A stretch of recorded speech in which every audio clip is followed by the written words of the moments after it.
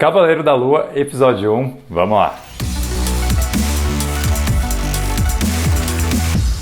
Cara, que episódio incrível para abrir essa série de um personagem que muita gente não conhecia, né? Incluindo eu. É um episódio que vai plantando várias sementes de curiosidade que vão deixando a gente super investido na história e com vontade de saber o que vai acontecer, né? É um episódio que traz um clima meio confuso, meio desnorteado. Todo esse lance de distúrbio de personalidades é muito bem explorado num clima de mistério e de aventura que referencia também vários filmes que eu gosto muito, né? Tô falando aqui de Enigma da Pirâmide, aquele filme do jovem Sherlock Holmes. Tem uma pitada de Noite no Museu também, só que num tom um pouco mais sério. E todo esse lance da cultura egípcia. Eu, assim, tenho uma queda fenomenal por tudo que envolve o Egito Antigo. Era uma coisa que sempre me fascinou quando eu era criança. Então eu gosto muito desse universo de diferentes divindades do Egito, né? Pirâmides antigas e mistérios, que a série está abordando aqui e que nesse episódio ela dá pequenas pinceladas estratégicas que vão deixar a gente super curioso para ver isso ser desenvolvido nos próximos episódios. Mas o principal é que eles constroem muito bem os fundamentos da história que a gente vai acompanhar, principalmente se tratando dos personagens.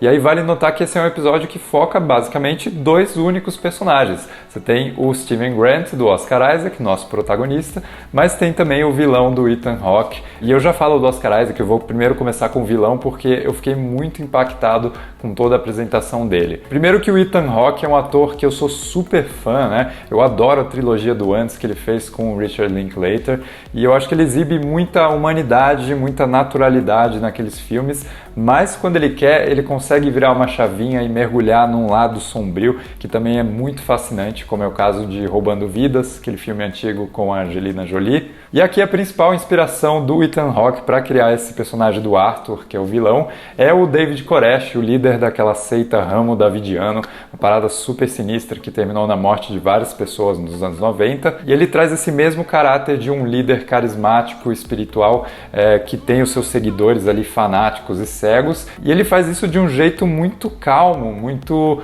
frio, muito centrado, né? E aí eu preciso comentar a primeira cena que abre o episódio, que tem ele fazendo um pequeno ritualzinho ali, quebrando um copo e colocando os cacos de vidro dentro do sapato e andando com esse sapato. Esse é um jeito legal de construir a presença de um vilão. Você vê que quando ele anda, a gente ouve os barulhos desses cacos de vidro sendo amassados.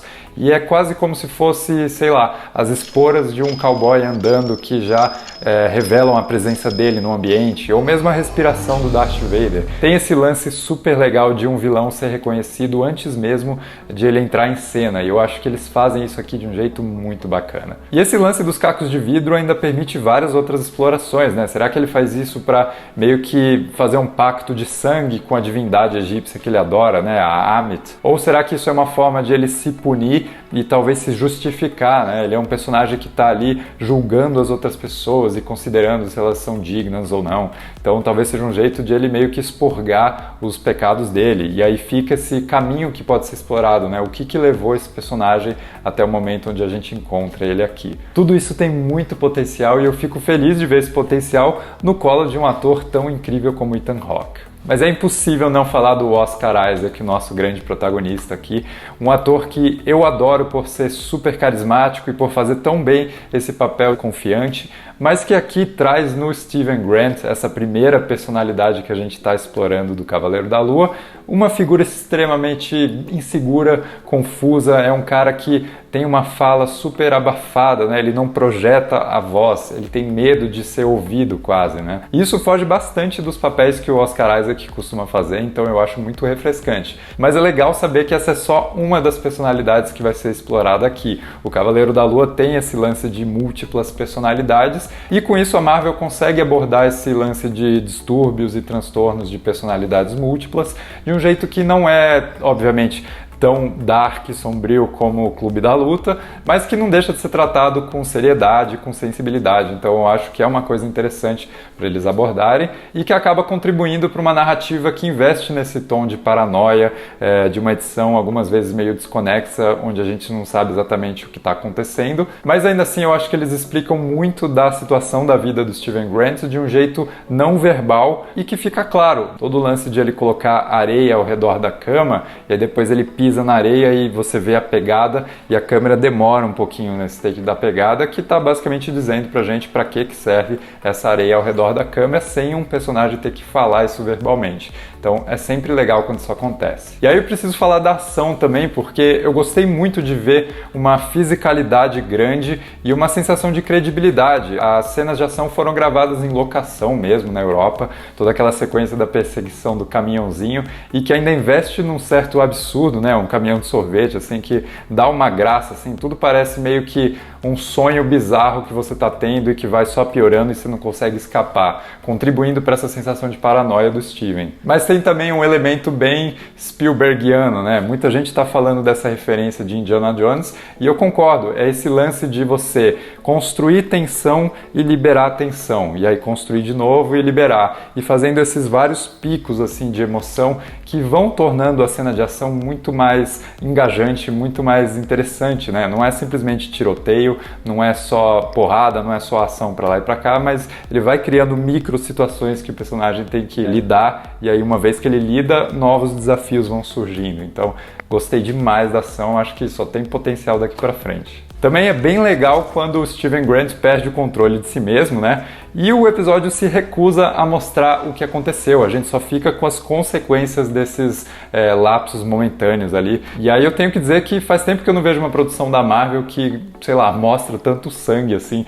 nas mãos dele, né? As consequências da violência que ele provocou de um jeito bem direto, né? Só espero que eles não resolvam apagar isso depois da série estrear, como é o caso de Falcão e o Soldado Invernal, que a Disney já tá indo lá e limpando alguns takes que eram um pouco mais violentos, né? Não façam isso.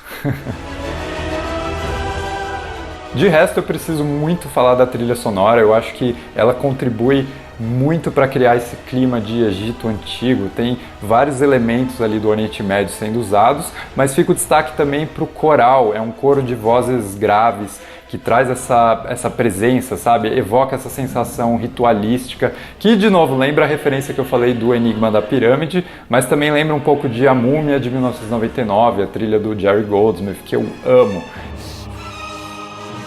Eu adoro essa sensação solene que um coral traz para uma trilha sonora, e aqui eu acho que eles usam muito bem. É importante dizer que essa trilha sonora é de um compositor egípcio, né, o Hesham Nazi, e o diretor do episódio também é egípcio, que é o Mohamed Diab.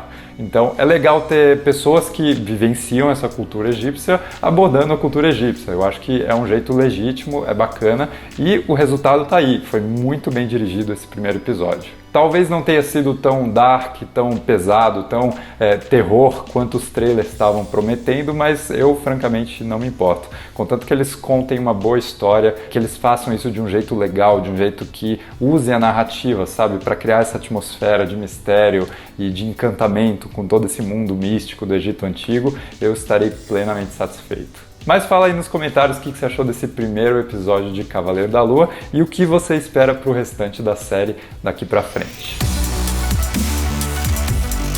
Muito obrigado por assistir, se você gostou desse vídeo deixa um like, se inscreve no canal, isso ajuda bastante. E me segue também no Instagram, porque lá eu comento os filmes que eu assisto de um jeito mais direto. E até o próximo vídeo.